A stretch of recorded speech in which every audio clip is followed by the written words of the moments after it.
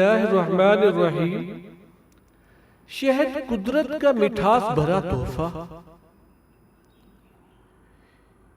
ये कुदरत का एक ऐसा मिठास भरा तोहफा है जिसे शहद की मक्खियां फूलों से रस चूसकर और बाज पौधों से रसने वाला मीठा अर्क जमा करके तैयार करती हैं।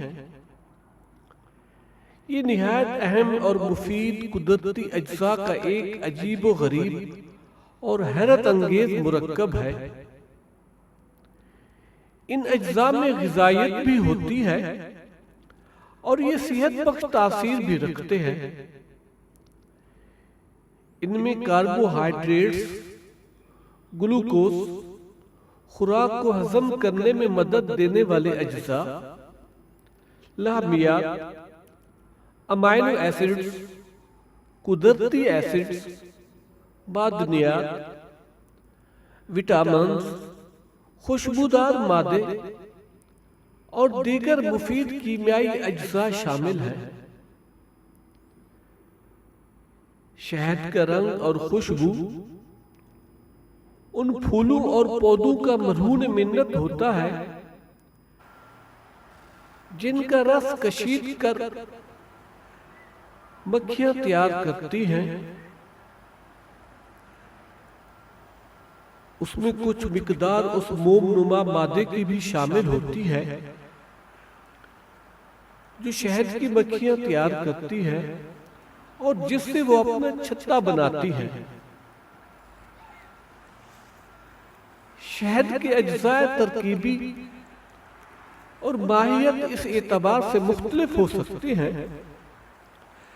कि मक्खियों ने किन फूलों और पौधों से रस जमा किया है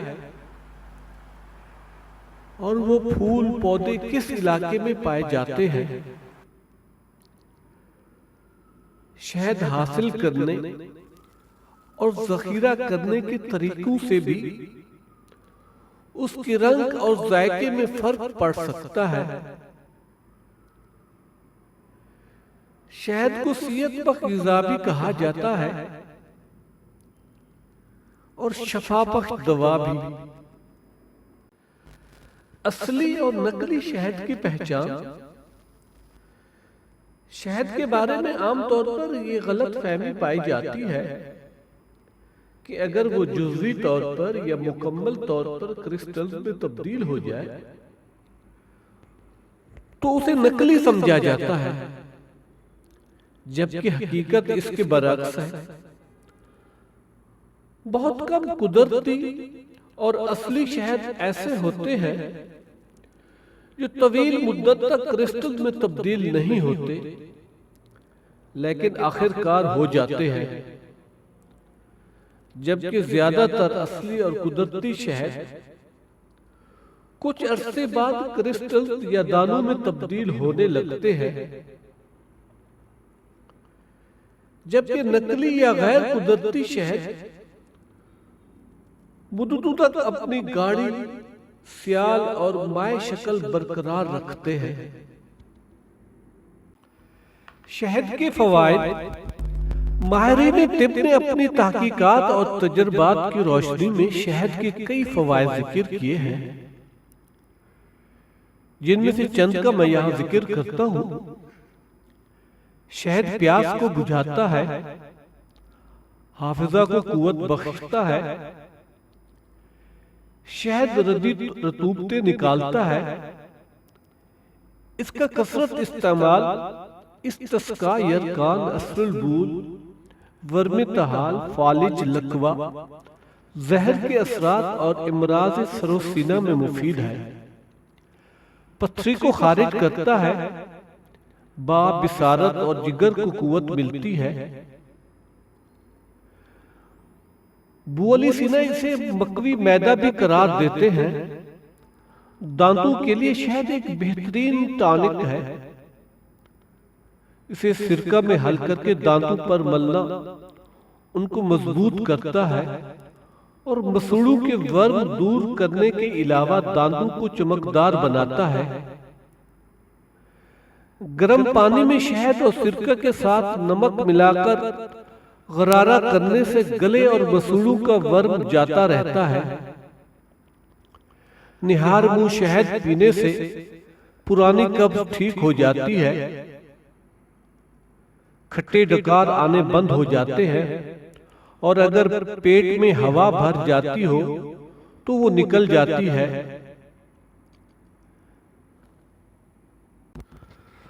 अतबाए कदीम ने अफ्यून, पोस्त और भंग के नशा को जायल करने के लिए गर्म पानी में शहद मुफीद बताया है। इंसान बुढ़ापे में अमूमन 3 मसाइल का शिकार होता है: जिस्मानी कमजोरी, बलगम, जोड़ों का दर्द। कुदरत का करिश्मा है कि शहद के इस्तेमाल से ये तीनों मसाइल आसानी से हल हो जाते हैं।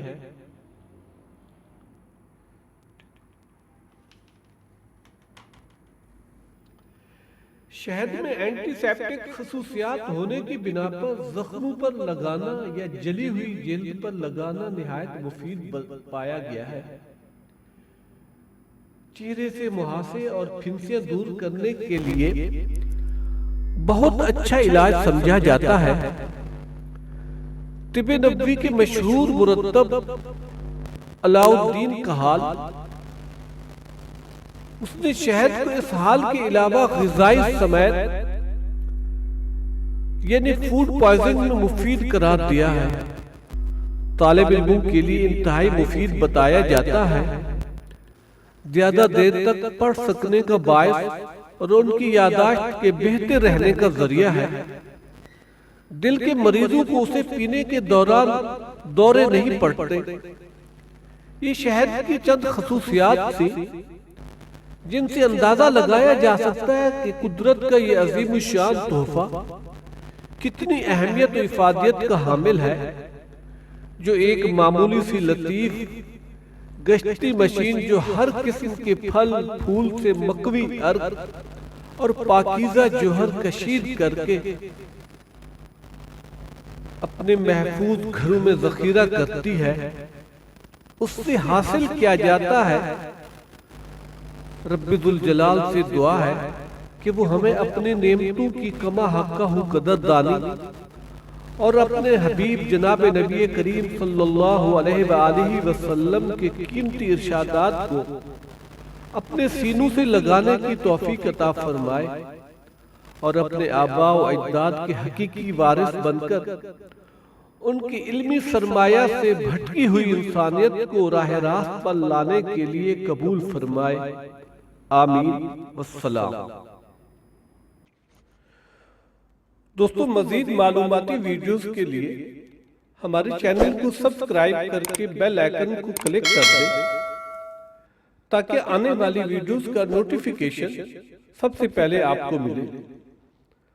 और हमारी वीडियोस को लाइक और शेयर कीजिए। शुक्रिया वस्सलाम।